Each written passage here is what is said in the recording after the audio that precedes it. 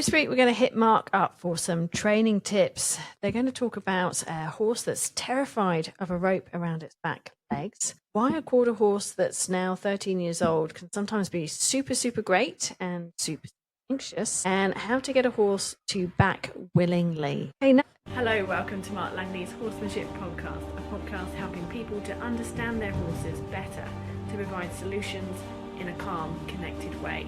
I'm Jenny Langley. And I'm Mark Langley.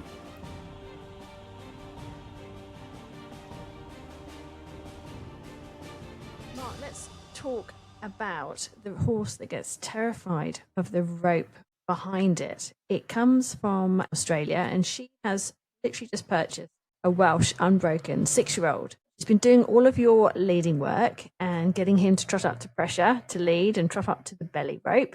He can stand on the mounting block and move him around. He's coming along great. He's finding that he's very smart. But he found that, even though he's fine doing the rugging and doing up the leg straps, she accidentally threw a rope just a little bit too far and went to pull the rope back. And as it went around his back legs, it caused a bit of a problem. So she'd like to know, what is the best way to overcome this? She's loving all the training that you've been giving, and she's been using your leading training on her other 2 riding ponies. The one thing, and I will say this to everybody, and I want everybody to listen to this, is if your horse has any inclination to run away from ropes around the back end, be very spooky about that and have a strong flight instinct to that stimulant, regardless whether it lets you rug it or not, and it's okay with the leg straps, do not rug them and do not put them in the paddock with a rug on if they have that flight instinct, okay? Why?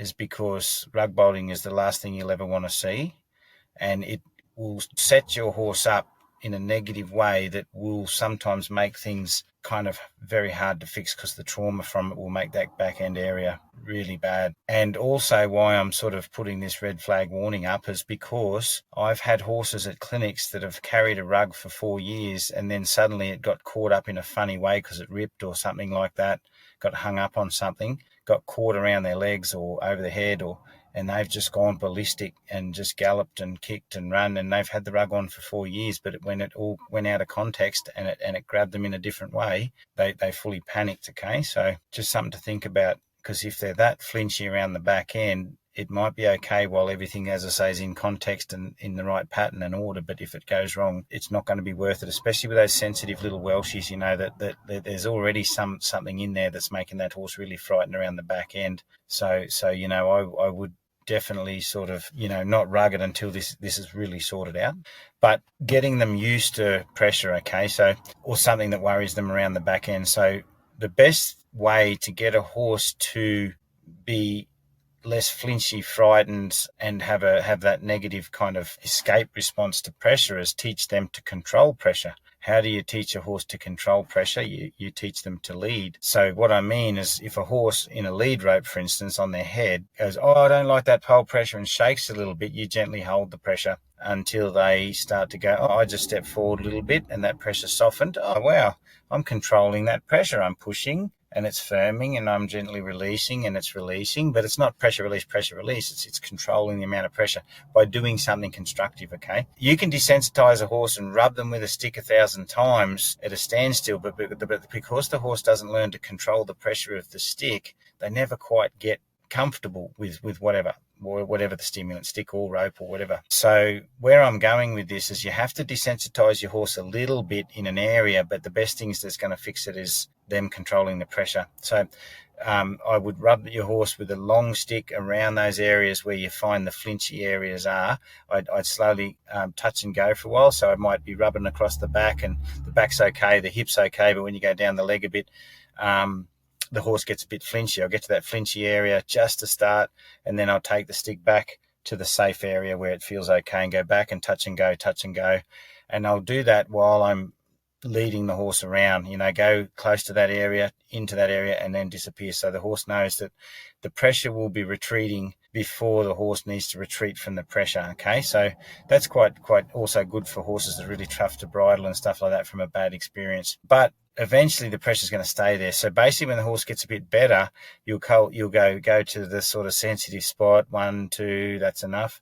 And then you might be 1, 2, 3, 4, 5, that's enough. 1, 2, 3, 4, 5, 6, 7, 8, 9, 10, that's enough. Until the horse is going, oh, you can hold that stick around that area for longer, and I'm okay with that. And so I might just rub those areas where I can control the horse at the front with the lead rope and have a long stick and rub all those areas. And then if it's like a lunging whip, you've got a tail on the end of the whip that can flick around them a little bit, start represent like it'll represent a rope later on, or the feeling of a rope. And then, you slowly, do a lot of that on both sides, and make sure your horse is moving and following a feel. If the horse gets too tense, pull on the lead rope until the horse softens to the lead rope and lets go of the thought. Because at the end of the day, if anything gets caught around the horse's back end, it has to trust the lead rope can take over and help it soften. So I will always take the tension out of the horse through the leading rein, the lead rope when I'm on the ground, and lead them into softness when they get tense about something around their back end.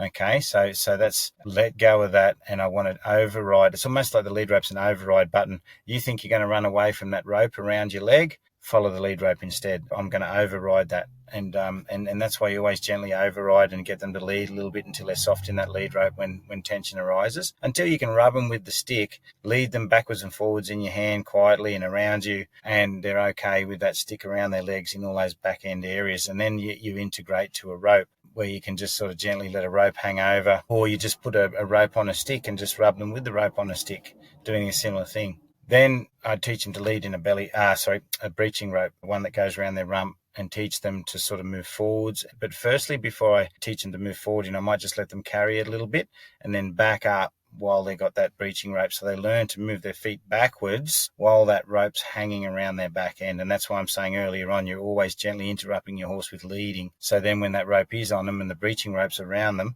you can back them into that. And then I get them to lead with the breeching rope forwards, lead them backwards with the halter, pick them up with the breeching rope again until they can rock forwards and backwards and learn to control that pressure around their rump by yielding and softening. So then they make good decisions around that pressure, and instead of escaping and make it disappear, they just follow the feel of that pressure. And then you just work your way around, leading them from both sides with that breeching rope, and until you can go back over and start to sort of dangle ropes. And the other thing I do is I'm always, with horses like that, I might throw a rope on the ground and just drag it while I'm leading them. Even if it's a long lead rope, you might drag half of it on the ground so they see that rope's moving around them all the time. And then basically, if you give them an alternative through good leading, that you can interrupt them when they get a bit of a fright, they start to get exposed to all these ropes, and then lead from a breeching rope, then basically you'll get to a stage that the horse will, all that back end worry will start to dissipate. Your next training question, Mark, is from Linda from Australia, and this is the one with the slightly older mare, a 13-year-old quarter horse mare, who can be absolutely superb 1 minute, but then within 24 hours she can change completely into a worried horse. So Linda's been doing training with her and taking her quite slowly in a process that's not too unsimilar to what you've been. She knows, however, that she's missed a few pieces on the way and she's struggling to find them. So an example of what happens is recently she took her to a show. She got there early and prepared her well. She was soft and alert and she felt that they were on track. But the moment they entered the ring, she became tense and high-headed and everything was done in a hurry. She had completely lost her. So she'd just like to know what your thoughts are on where she can identify what she might have missed in the training. Yeah, it's the very common scenario, very common that there's a horse that's fine and then blows up. And you might be reading her really well and saying that she's attentive, she's soft when she's going good, but then she sort of gets overwhelmed. I'd be saying she might be one of those horses, and not all horses look as hard as other horses, when they sort of a bit shut out or a bit obedient. So she might be a horse that might focus on maybe she does process the environment a bit, but maybe when she's, you're riding and working with her, she might focus on you a fair bit. And that what makes her attentive and soft. Maybe when she goes to a new environment that suddenly challenges her, then all of a sudden she goes, I really can't cope with this. Because some horses do just listen to us and they're not processing much around them until they really have to. And that can cause them to blow up. So that could be one of the reasons. And with those types of horses, I really look for when I squeeze them under saddle and ask them to go forward. Do they think forward? Do they process their environment as they're going? Are they, you might have a good gauge of her and you might be reading her reasonably well, or there could be a few little things in there that you might be not reading when she's in her soft environment, when she's in her soft state, because I do have that quite a lot. I've got a nice horse, works really nice, but then at certain times, at certain places, when it blows up, and I can't seem to help it. And usually they're semi-shut down or shutting out. So some horses look around a little bit and they're attentive, but then when we're working with them, they over focus on us and the questions, and it's almost like leading somebody. And you said, okay, are you triophobic? And they're like, yeah, I'm triophobic. And it's like, oh man, imagine that phobia. We're walking through a forest and there's trees everywhere, but they're triophobic. And I'm like, well, how am I going to lead them through the forest with all the trees? Because we've got to get to the other side of the forest. So you tell that person, just look at my backpack and stare at the backpack. And while you're staring at the backpack, can you count how many little dots of mud are on it? And they just follow you counting mud dots, and that sort of gets them not to think about the trees. So then they just follow you, follow your backpack, and sort of block the trees out a little bit and avoid them. So I get a lot of horses that I see that actually they're soft, they're attentive, they're not really shut down to the person in the sense, they're not just but they just over focus on the legs, the reins, and they just listen to the person, and they're just going along a bit on like an autopilot where they're not processing their environment until they get to a new environment that's really stimulating and they can't not process it. And then all of a sudden, because they've been coping by just, mud dots, or you were listening to the person and focusing on the person all the time, and that happens under saddle as well as just on the ground, they suddenly get an overload and have to think about everything and they can't do it. So that could be the problem. And if that is the problem, then when you're riding in any situation, you have to sort of see your horse processing and thinking forward. So your riding style has to change to give your horse more responsibility, micromanage less. So I'm just going to sit here and just squeeze you, and you're going to find perpetual motion. I don't care where you go, you're going to be lost, but you can't focus on me very much because I'm just going to be sitting there waiting for you to travel and think forward, and really get them traveling, thinking forward and processing by only saying, don't stop there, don't stop there. And that could be in an arena to start with. And then when they stopping, they won't know where to go, and they'll go, well, I don't know what to do. I'm going to have to do this myself. And you're kind of almost forcing them to have to think for themselves and search. But I could be on the wrong path now and telling you the wrong thing. But that is one big reason why horses sometimes have that, like the scenario that you're talking about. Another one is that she is just a bit shut out, and this would still help her, or shut down a bit. And then some of the tools and some of the educational tools that you're offering, she's obedient to, but she's actually not soft to, so she might be gently anxiety stacking a little bit. So, you go through and test the main things that you use. Your leg aid, I put a squeeze on my horse. Does it create tension? The horse might still go forward, but is it creating tension and a bit more anxiety in the horse because I squeeze it with my legs? When I pick up the right rein and I'm just standing on a loose rein and I pick up the right rein, does the horse look a bit more tense and go, right rein, and is it adding anxiety? If I go through all my tools and I notice that they're adding more anxiety, then actually the horse is being compliant in a safe environment. When the environment changes, that compliance, he sort of disappears, because the horse is also worried about what we're helping it with and what we're guiding it with. So we've got to watch out for that. So yeah, I think you've got to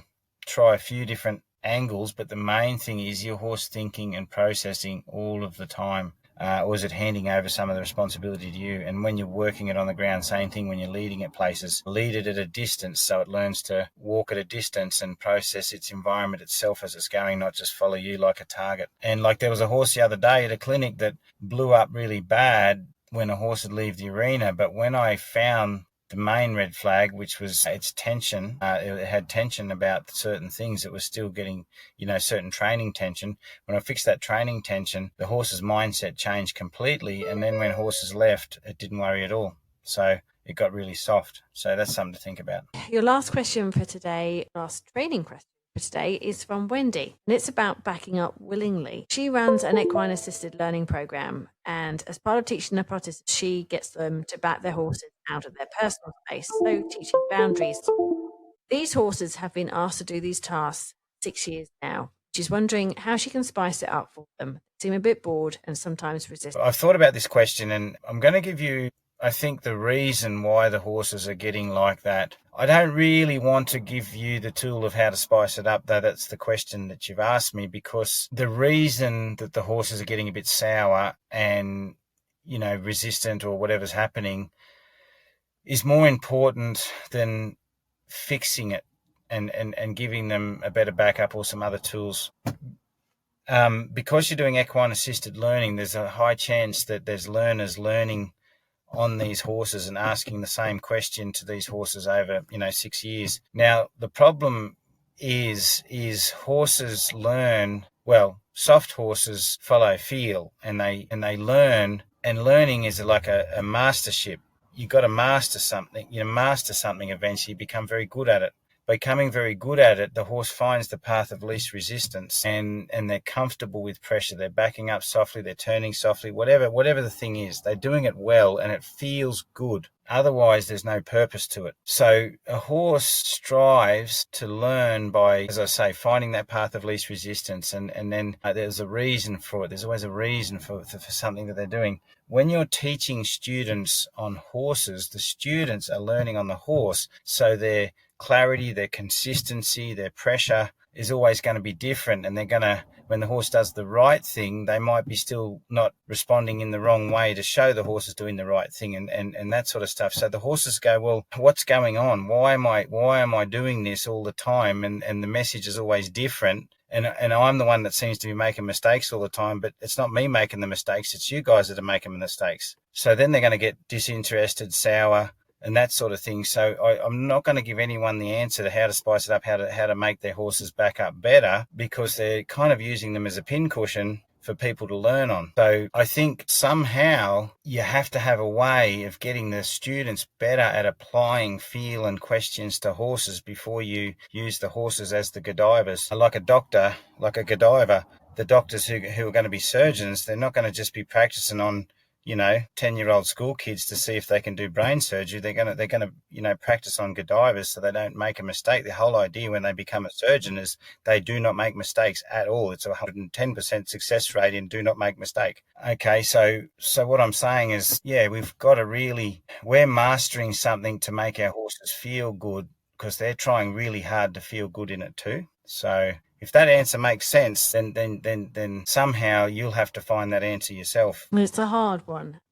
You're trying to do the right thing and do a good thing for people, and it's nice to incorporate horses into it, but there's always a risk. There's always a risk in any animal that we're using for things, whether it be a trail riding centre, a schoolmaster horse that teaches beginners on. All the schoolmasters I met, they're shut down and they're hardened, and they're not got much spice left in them. So, and I don't know, there's so much different equine assisted learning out there that there's so many different programs that are offering different styles of things. So I really sort of, not sure about every single one of them. But my guess is if we're getting people to learn some things around the horses, that we have to be very careful. That we're not, dulling them. Thanks, Mark, for today. That's great. We'll be back next week answering more questions. See you then. Thank you, Jenny. Thank you, everybody. Thanks for listening to Mark Langley's Horsemanship Podcast. This episode is one of hundreds more. So if you are interested in learning all about how Mark trains and changes horses' mindsets, and yes, he really does do that, so that they are more open and willing, listen to another. They are packed with practical insights that everyone can use.